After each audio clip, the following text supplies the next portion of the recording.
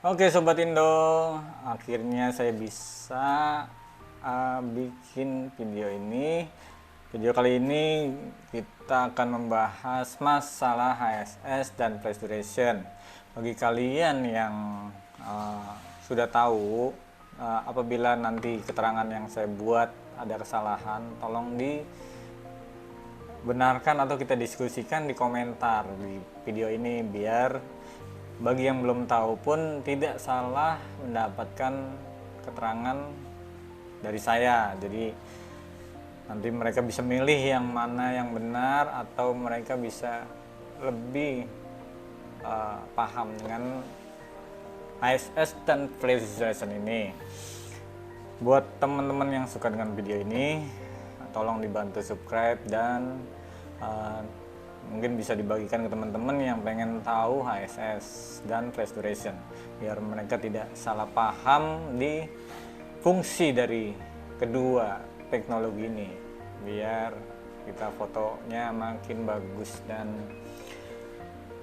tidak kelihatan, ya paling nggak tahulah teknologinya bagaimana, teorinya bagaimana, biar bisa dipraktekkannya mudah.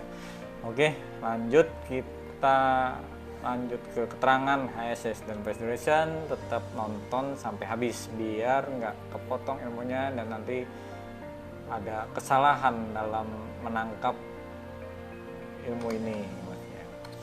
Oke, lanjut teman-teman sampai habis.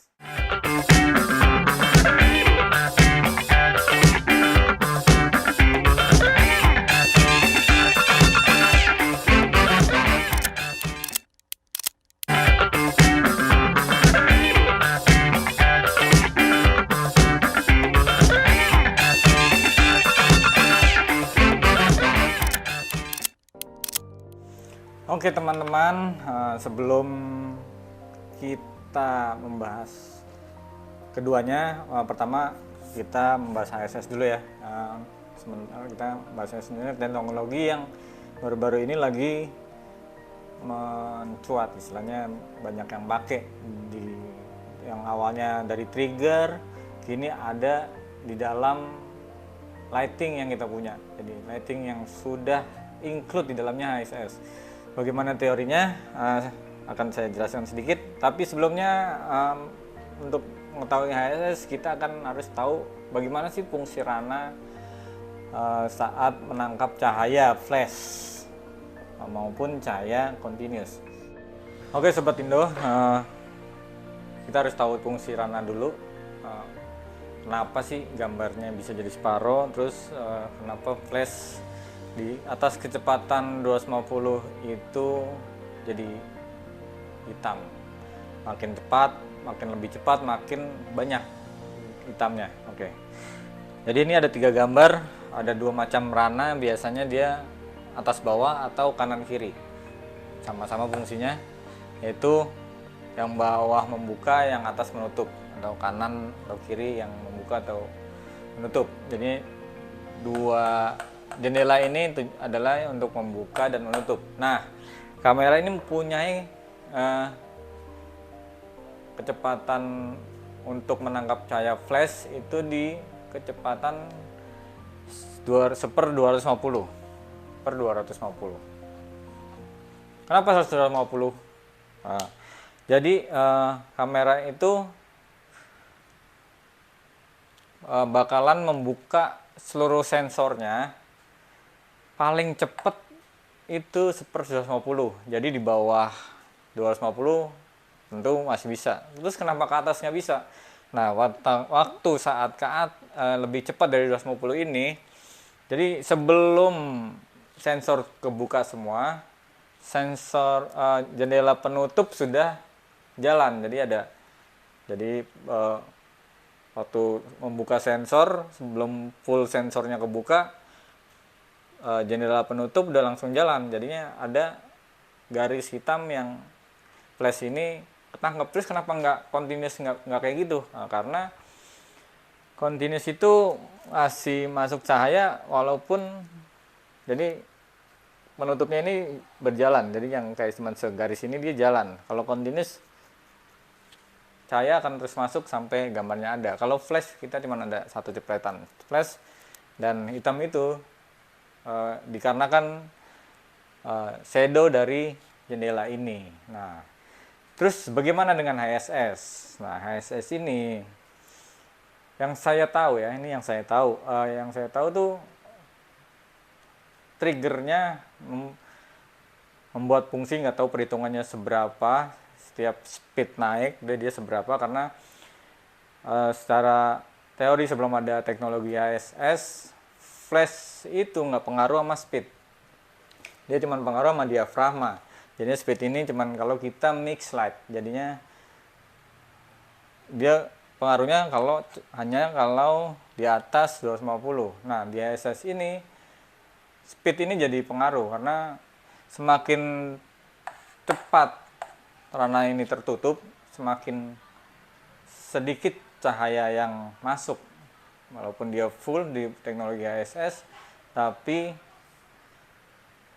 bisa full tapi powernya jadi sedikit. Nah, ini teorinya yang saya tahu. Jadinya teknologi trigger HSS ini membuat dalam satu jepretan flash dia mengeluarkan banyak flash agar saat ranah yang terbuka ini berjalan sampai full, semua cahaya masuk, semua cahaya bisa kerekam.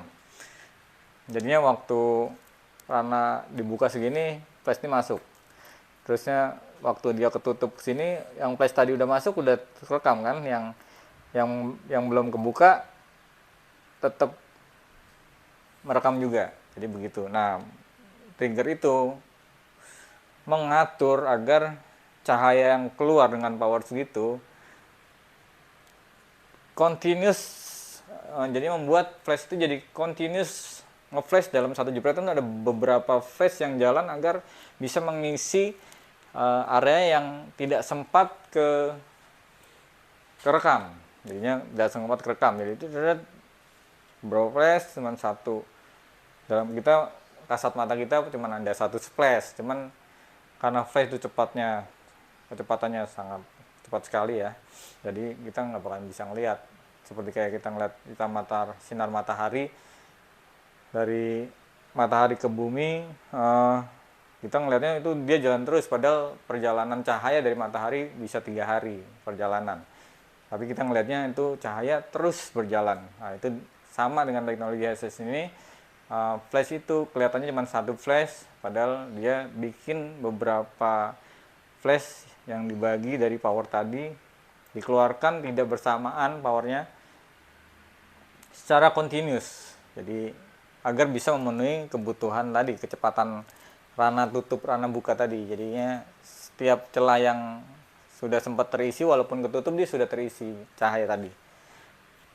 Begitu kalau menurut teori saya. Jadi apabila ada kesalahan atau mungkin tidak sependapat, komen aja. Nah, ini cuman yang saya tahu karena ini hasil pencarian saya di internet, karena saking penasarannya saya dengan HSS. Jadi saya cari, kebanyakan di internet dia menjelaskan hanya fungsi.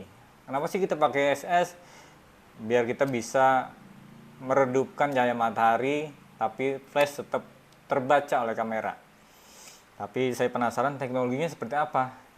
Seperti yang tadi saya jelaskan, teorinya ya seperti itu. Apabila emang tidak masuk akal buat kalian, ya itu adalah hak kalian. Tapi apabila kalian punya pendapat lain, boleh tulis di komen biar teman-teman yang memilih apa yang dia percaya dari teori tersebut. Oke. Jadi untuk keterangan HSS begitu aja ya, kira-kira. Jadinya di atas 250 flash itu akan terbagi menjadi beberapa flash agar memenuhi kebutuhan sensor tadi, agar gambar sepenuhnya terekam. Oke, kita lanjut ke flash duration. Oke, lanjut.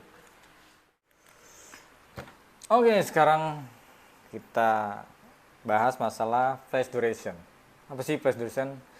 Flash duration itu kecepatan flash saat keluar dan menghilang di udara. Jadi begitu flash itu keluar, dia punya kecepatan untuk hilang dalam beberapa detik. Jadi flash duration itu hitungannya seper berapa detik, kayak kecepatan Rana tadi per 250 sampai per 10.000 itu flash duration.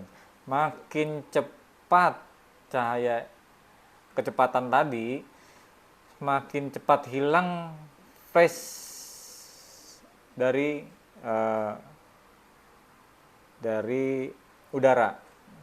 Jadinya kita begitu kita jebret, flashnya keluar dan dengan setelah menyentuh objek yang udah langsung menghilang, nggak ada fader itu apa ya, biasnya. Jadi nggak ada biasnya lagi, biasnya itu langsung hilang. Nah, jadi kenapa flash duration itu dibutuhkan untuk freezing, karena saat kecepatan benda yang kita foto tadi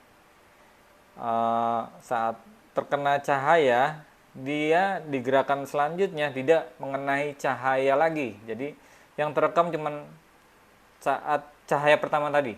Jadi kalau misalnya kecepatan flash durationnya rendah, begitu dia kerekam di gerakan ini masih ada bias flash tadi, maka gerakan selanjutnya bakalan kerekam sama kamera. Jadi bentuknya jadi kayak motion, jadi kayak gerak gitu. Itu diakibatkan karena flash duration. Nah, jadinya untuk freezing flash duration itu sangat penting.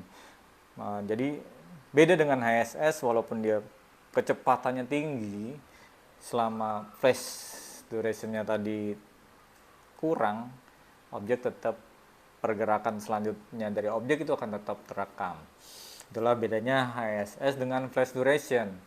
Oke. Jadi kebanyakan yang saya lihat dari yang teman-teman yang suka foto, dia mengartikan HSS beda. Dia jadinya saat dia pengen foto biar beku objek, dia langsung menghidupkan teknologi HSS tadi, padahal tak ada pengaruh sama sekali dengan ke freeze-nya objek, karena freeze-nya objek itu dari flash duration tadi. Kecepatan ini hanya biar sensor mendapatkan cahaya sebelum rana penutup berjalan. Jadinya flash itu akan menyediakan cahaya sebelum rana itu tetap jalan. Oke. Untuk prakteknya, saya agak susah juga untuk praktekinnya karena ini teknologi kasat mata istilahnya. Tapi kalian udah tahu, udah pernah menggunakan ASS, jadinya kalian tahu gunanya. Waktu di outdoor kita menggunakan ASS untuk biar cahaya matahari tidak terlalu terik, maksudnya tidak terlalu terekam overexposure di atas, dengan menggunakan flash di atas speed 250 tadi. Fungsinya itu aja. Jadi untuk yang melakukan freezing nggak usah pakai HSS, kalian bisa pakai flash yang berdurasi tinggi. Yang saya tahu saat ini saya anggap masih paling hebat itu Skoro dari Brown Color. Bukan saya promosi, tapi itu kenyataannya.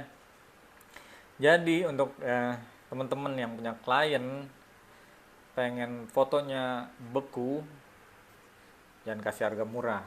Ini lampu mahal banget, jadi belinya mahal, sewanya juga mahal. Jadi untuk menghasilkan gambar yang beku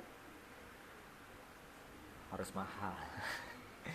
Kecuali kita foto outdoor dan gak terlalu detail dengan freeze tadi gitu.